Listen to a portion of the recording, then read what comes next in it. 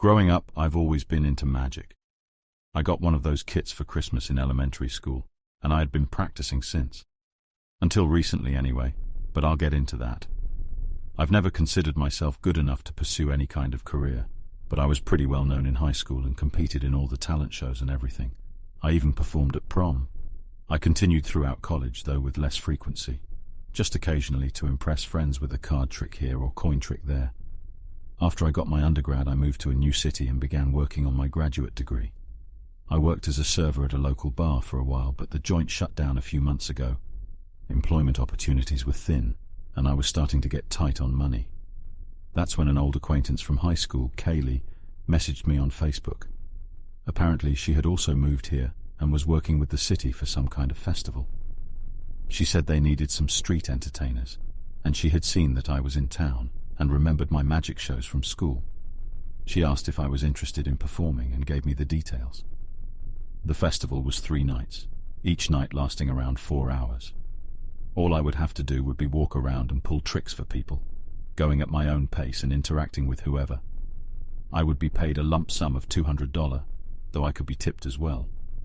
Additionally, I would be given a free dinner ticket every night to use at any of the tents. Knowing the price of festival food, that's kind of a steal. I took it pretty much instantly. The job sounded fun and low stress. I needed the cash, and I definitely could use the free dinners.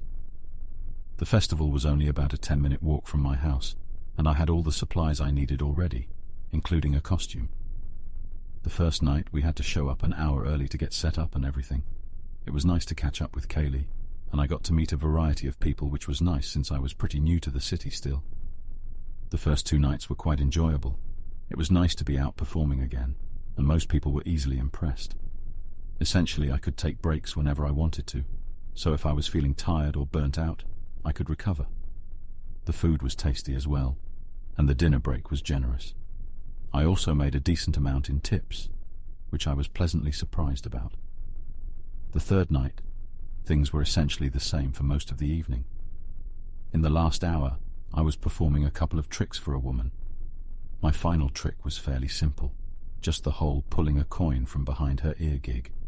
I did make it flashy and played around with her quite a bit, and she was reasonably impressed.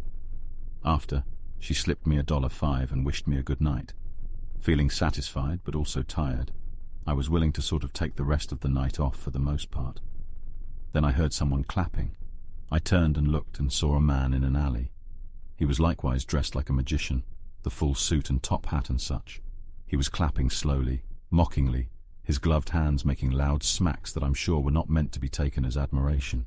He smiled smugly at me while shaking his head slightly. I've never considered myself a confrontational person, but something about this guy's demeanor really put me off. I walked over to him, stepping into the alley. "Impressed?" I asked in a sarcastic tone. He let out a small laugh.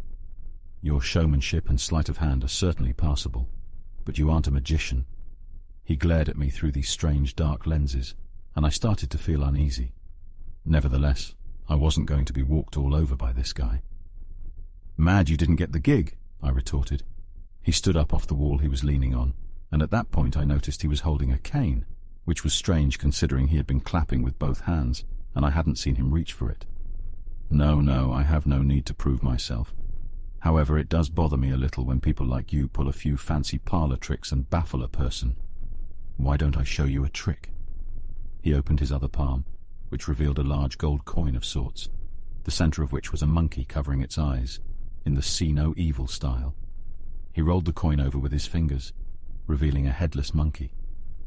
It was slumped over, implying it to be a corpse. "Now, I saw your little coin trick." He began to play with the coin like I had, flipping it and such. "And you pulled it from behind that lady's ear," he continued, hiding the coin. I was sort of confused as to where he was going, but I was admittedly engaged and didn't think about leaving. Suddenly he reached around my head, and I felt one of the worst pains I've ever experienced behind my right ear. It was hard to describe, sort of like a tearing sensation on my skin coupled with the pressure of an object being in my skull. The pain only lasted for a flash, but it still shocked me. I yelled and ducked, covering my head and stumbling back before realizing I was all right. I looked at him confusingly, and he had the coin outstretched towards my face, dripping in blood and viscera. Panicking, I touched my ear, only to find no trace of a wound on my fingertips. I looked back towards him, and the coin was as clean as it was when he first revealed it. His smirk turned to a threatening grin.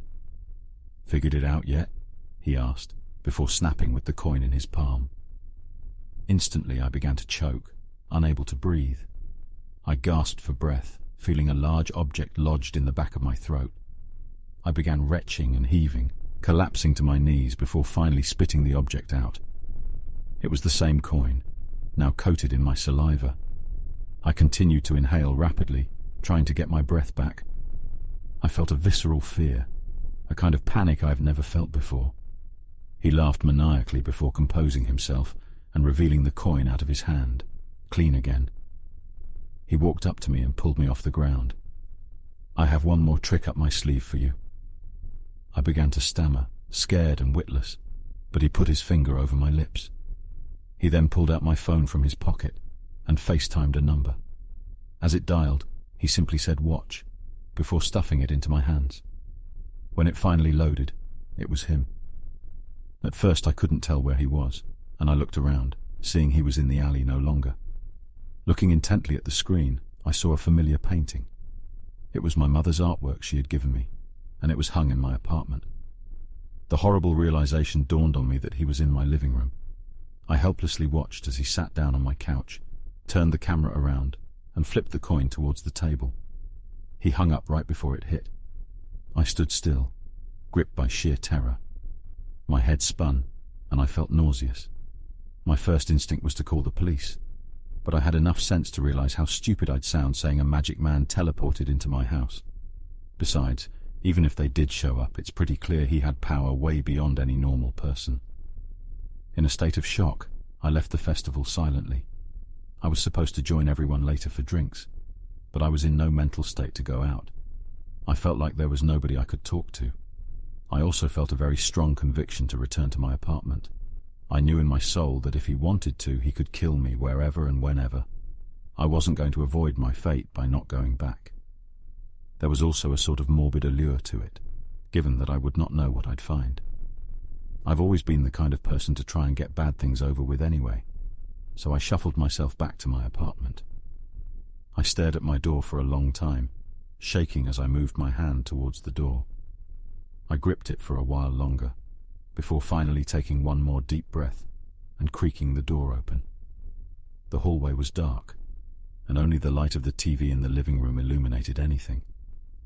Feeling like my feet were encased in concrete, I took step after step, finally coming out of the hallway. Nothing was out of place, and nobody was waiting for me on the couch. Other than the TV being turned to static, there was no sign anyone was ever in here, at least until I noticed something on the table. The coin. A feeling of dread came over me, but I nevertheless approached. I got close to the table and leaned over, squinting at the coin. The side with the monkey covering his eyes faced upwards. Subconsciously I went to grab the coin, but I stopped myself, deciding to leave it undisturbed.